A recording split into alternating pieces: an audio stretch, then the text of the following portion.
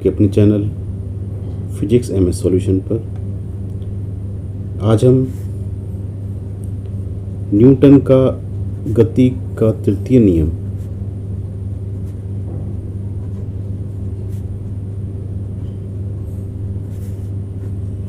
का अध्ययन करेंगे।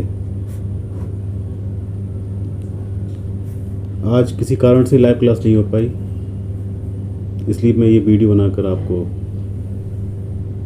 भेज रहा हूँ। इसको अच्छे से देखें, समझें और नियम को याद करें। न्यूटन का गति का तृतीय नियम ये कहता है, प्रत्येक क्रिया की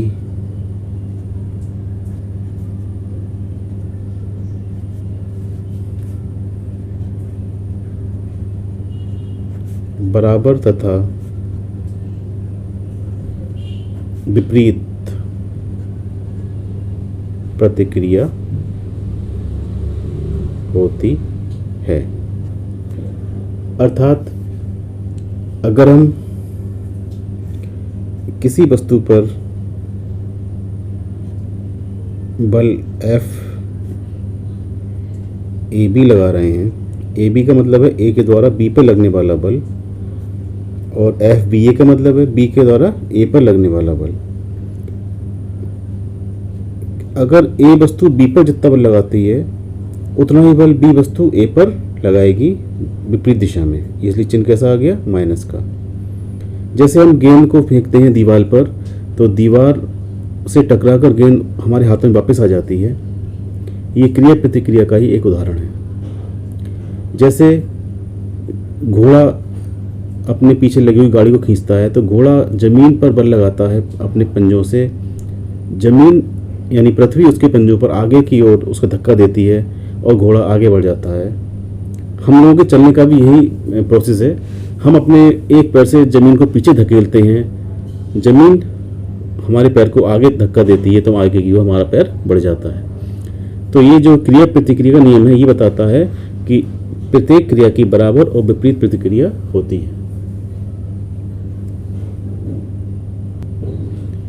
इसके अन्य उदाहरण ये भी हैं, जैसे अगर हम रस्सी से कुएं से बाल्टी खींचते हैं और रस्सी अचानक टूट जाए, तो बाल्टी खींचने वाला पीछे की ओर गिर जाता है, क्योंकि पहले वो रस्सी को खींच रहा था और पानी बाल्टी के वजन से उसकी रस्सी का जो बल खींच रहा था वो बैलेंस हो रहा था, और जब रस्सी टूट गई तो बाल्टी नीचे गिर गई और वो पीछे की ओर गिर जाएगा, क्योंकि अब वो जो बल बाल्टी नीचे की ओर लगा रही थी रस्सी पर, वो बल ख़त्म हो गया। इसी प्रकार जब बंदूक से गोली चलाई जाती है तो गोली चलाने वाले को पीछे की ओर धक्का लगता है, गोली आगे जाती है और बंदूक पर झटका पीछे की ओर लगता है।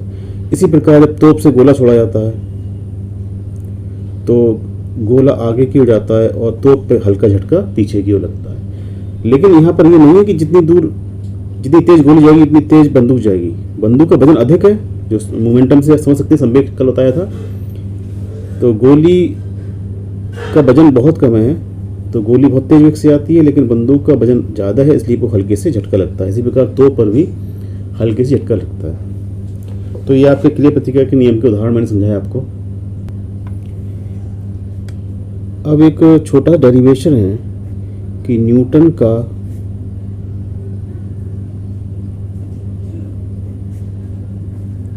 द्वितीय नियम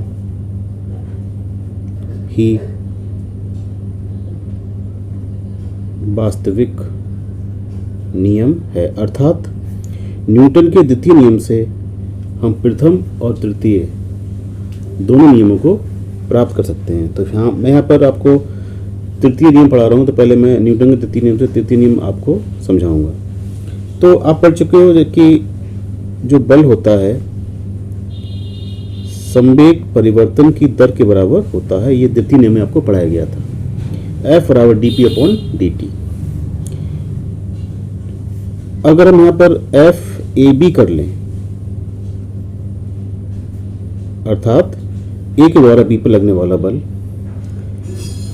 तो ये आ जाएगा dPA/dt, यानी A पर जो A में जो रेखीय त्वरण उत्पन्न हो रहा है पीए कहलाएगा और ये कहलाएगा देखिए संवेग परिवर्तन की दर। इसी प्रकार एफ बी ए कहेंगे हम वो हो जाएगा dPb अपॉन dt, अर्थात दूसरे पिंड में उत्पन्न रेखीय संवेग अगर Pv है तो इस पूरे को हम क्या बोलेंगे, संवेग, रेखीय संवेग परिवर्तन की दर। ये जो बल है B के द्वारा A पर लगने वाला,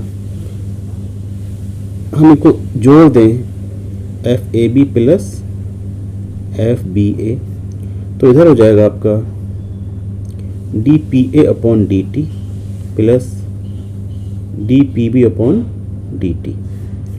यहाँ पर d/dt हम बाहर ले रहे हैं तो अंदर बचेगा PA प्लस PB। लेकिन यदि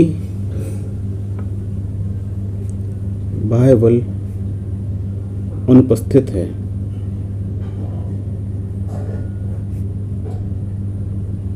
तो संवेग परिवर्तन की दर शून्य होगी, जो न्यूटन का द्वितीय नियम कहता है कि दर शून्य होगी। अर्थात अब मैं ऊपर लिख दे रहा हूँ बची हुई चीज को, अर्थात d/dt PA plus PB equal क्या हो जाएगा, 0। तो यहाँ पर आप देख रहे हैं d/dt PA प्लस B जब 0 हो जाएगा तो इधर से ये बचेगा FAB प्लस FBA बराबर 0। इसको मिल सकते हैं FAB बराबर माइनस FBA। यही आप देख रहे हैं न्यूटन का द्वितीय नियम है। तो यहाँ पर द्वितीय नियम के द्वारा हमने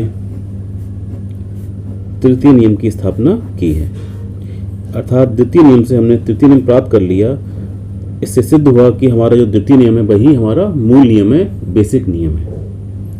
ये छोटा सा वीडियो मैंने आपके लिए बनाया है, इसको आप देखिए, समझिए, और कल हम 8 बजे लाइव क्लास में फिर से जुड़ेंगे। तब तक के लिए गुड बाय, गुड नाइट।